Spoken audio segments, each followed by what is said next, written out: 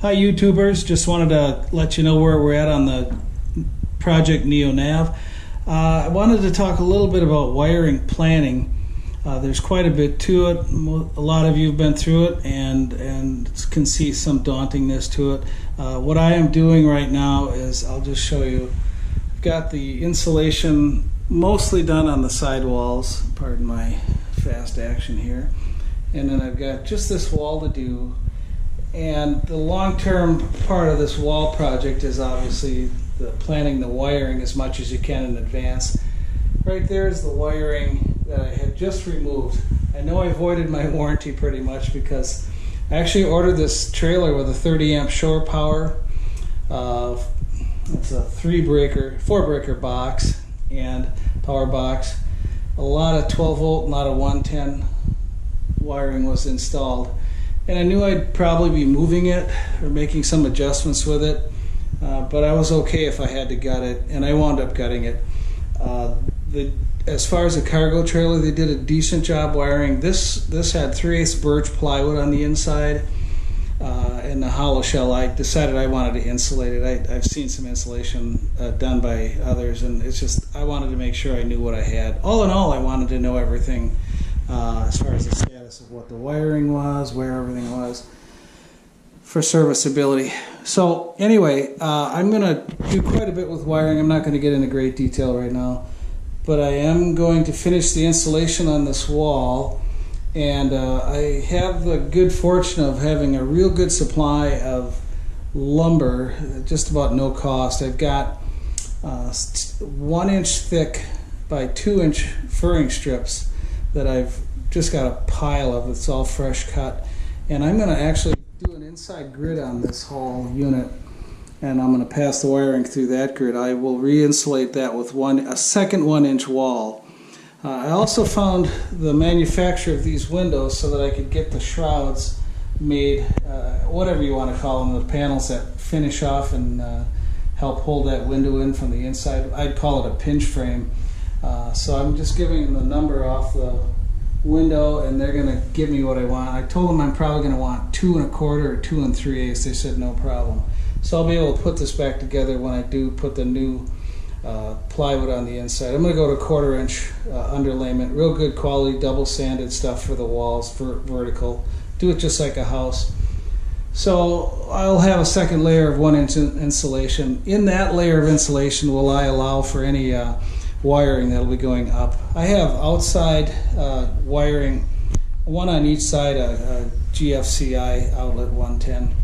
So I'm going to do some crazy stuff with the wiring, but I'm not going to bore you with that. I'm going to tell you that I've got 6 side marker lights. I've got a lot of stuff on here from the factory.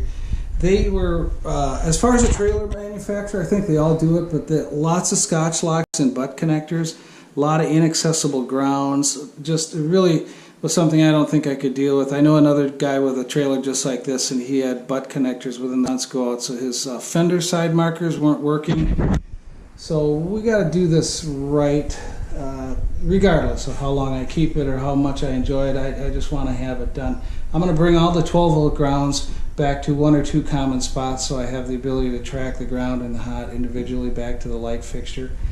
But that's all I'll say about that. But I will tell you, I did blueprint all the wiring on this trailer. If nothing else, I really got a lot of valuable information by taking it apart. I've got tons of pictures. This is the 7-wire harness that comes in on the front V. You probably won't be able to see it much there. And that tells me all the wiring and colors, how they've had it wired. I may change a lot of stuff. In fact, I probably will. Here's the 12 volt distribution wiring throughout the trailer.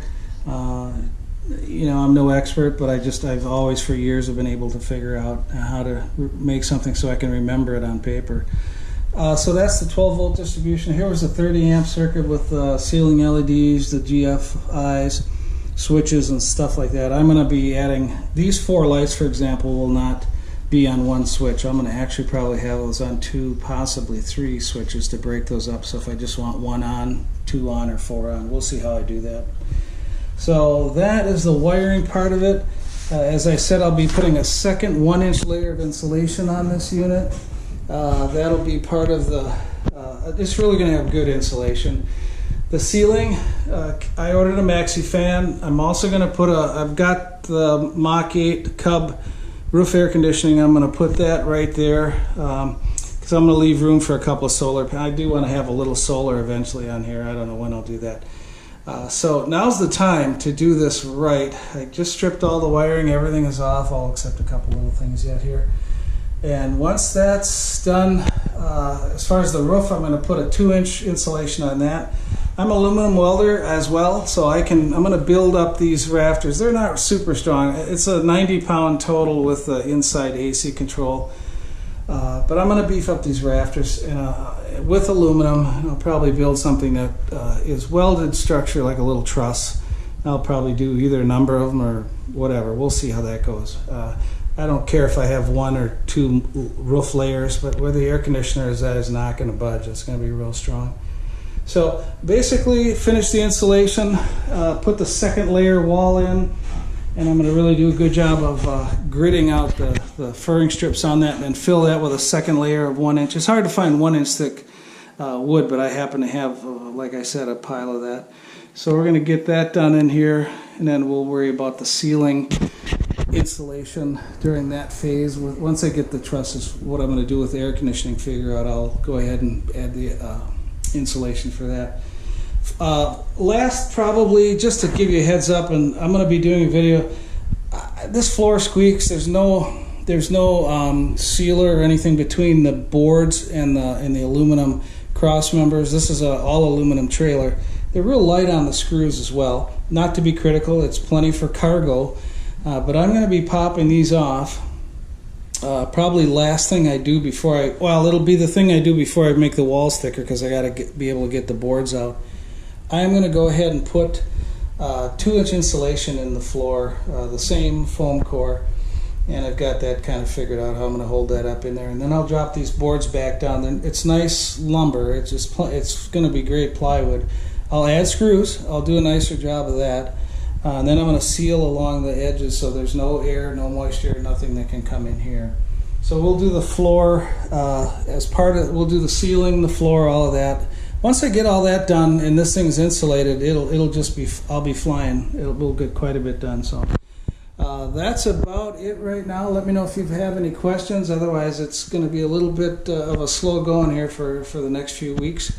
A lot of detail work, but I'll get this insulated on the wall, get that all wrapped up, and then I'll start the second layer of the wall after I do the floor. So I hope that helps. I'm going to go crazy on this. This is my last big project, I think, that I'm going to wind up doing it to this degree. And so far it's been fun, a great learning experience. It was really a bonus to find out where these windows, I actually talked to a customer contact at the manufacturer, and they were real helpful in enabling me to get shrouds to match the new wall thickness. Those panels that fill in that gap. So that'll look nice, it'll look factory.